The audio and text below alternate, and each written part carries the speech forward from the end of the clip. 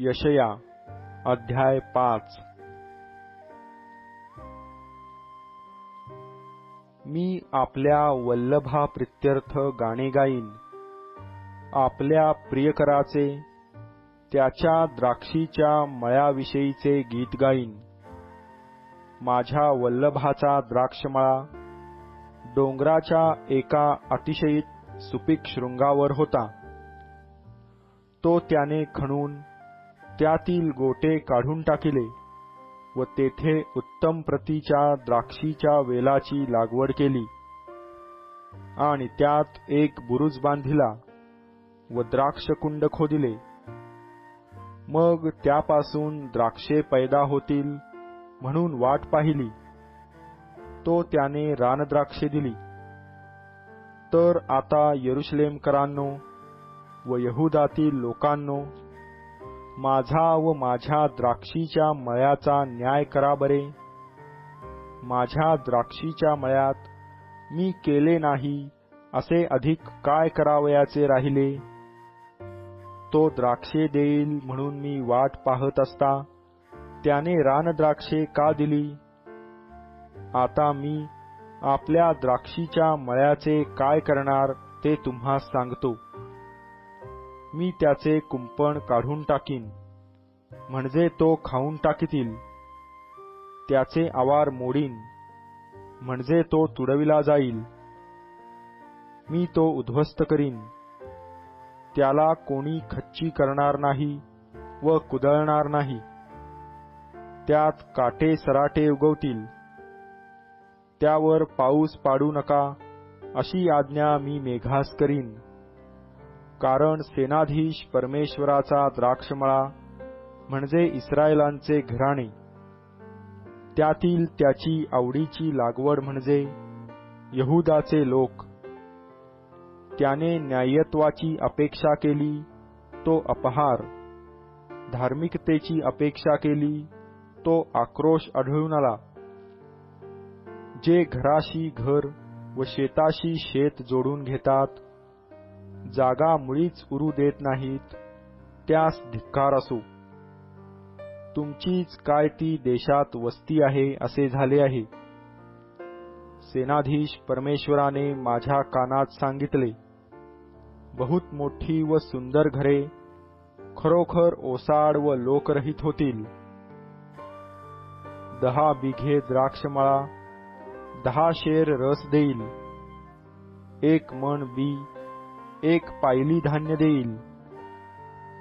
जे पहाटेस उठून मद्याच्या पाठीस लागतात, जे अपरात्रीपर्यंत द्राक्षारस पिऊन धुंद होतात, त्यास धिक्कार असो। वीणा, सारंगी, डफ, बासरी व द्राक्षारस हीच त्यांची मेजवानी। पण ते परमेश्वराच्या कृतीकडे लक्ष देत नाहीत, ते त्याच्या हातचे कार्य पाहत नाहीत। यास्तव माझे लोक अज्ञानामुळे बंदिवासात गेले आहेत, त्यातले प्रतिष्ठित उपाशी मरत आहेत आणि लोकसमुदाय तृषाक्रांत झाला आहे। ह्यामुळे अधोलोकाने आपली क्षुधा वाढविली आहे, आपले तोंड अमर्याद पसरले आहे।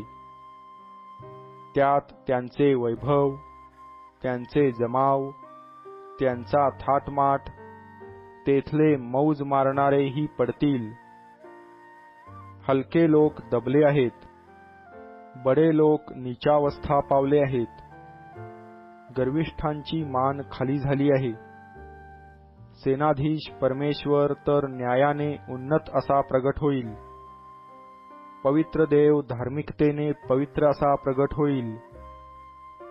येथे कोकरे आपले कुरण समजून चरतील, धष्टपुष्टांच्या ओसाड झालेल्या जागा परके खाऊन टाकीतील। जे दुष्टतेच्या दोऱ्यांनी दुष्कर्माला, जसे काय गाडीच्या दोराने पापिष्ठपणाला ओढून आणतात, त्यास धिक्कार असो।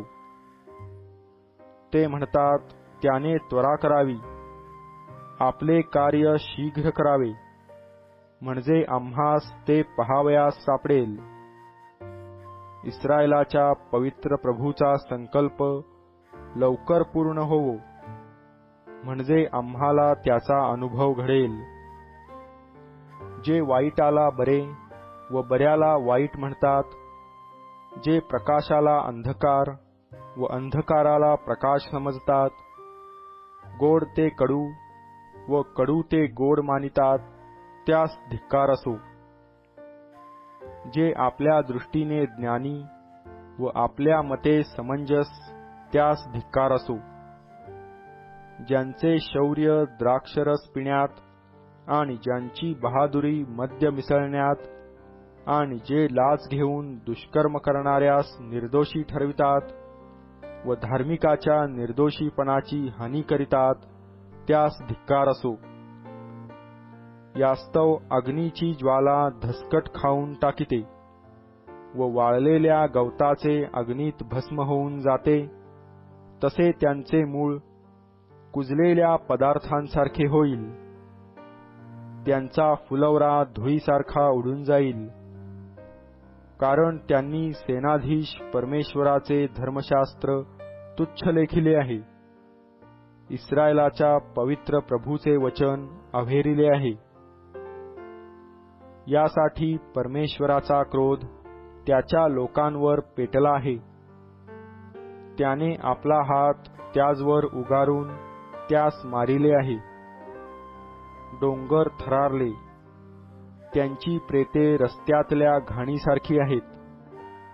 इतके झाले तरी त्याचा क्रोध शमला नाही. त्याचा हात अजून उगारलेला आहे. तो दूरच्या राष्ट्रांसाठी निशाण उभारितो व शीळ घालून दिगंतापासून त्यास बोलावितो. पहा, ते त्वरा करून धावत येत आहेत. त्यातील कोणी थकलेला, कोणी ठोकर खाल्लेला नाही, कोणी डुकली किंवा झोप घेणारा नाही, कोणाचा कमरबंद सैल झालेला नाही, कोणाच्या वहाणांचे बंद तुटलेले नाहीत. त्यांचे बाण तीक्ष्ण आहेत, त्यांची धनुष्ये सज्ज केली आहेत. त्यांच्या घोड्यांचे खूर गारेसारखे, त्यांची चाके वावटळीसारखी आहेत. ते सिंहासारखी गर्जना करीत आहेत. ते तरुण सिंहाप्रमाणे गुरगुरत आहेत व गुरगुरून शिकार पकडीत आहेत. ते ती घेऊन जात आहेत, कोणी सोडवीत नाहीत. त्या दिवशी समुद्र गर्जनेप्रमाणे ते त्याजवर गर्जना करीतील.